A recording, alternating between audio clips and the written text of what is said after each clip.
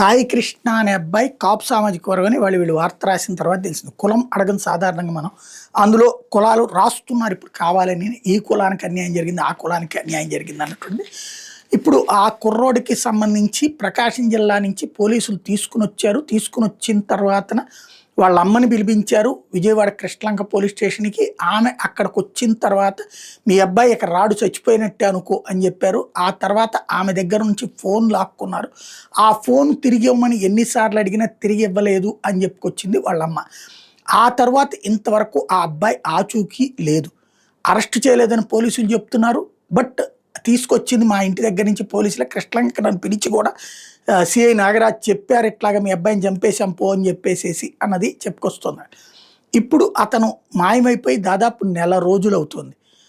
Habeas corpus petition వేస్తే అతన్ని ఎక్కడున్నాడో మాకు తెలియదు, ఇంకా దొరకలేదు అని చెప్పుకొచ్చారు పోలీసులు. టైం ఇచ్చినటువంటి కోర్టు ఎట్టి పరిస్థితుల్లో అతను తమ ముందు హాజరుపరచాలంటుంది.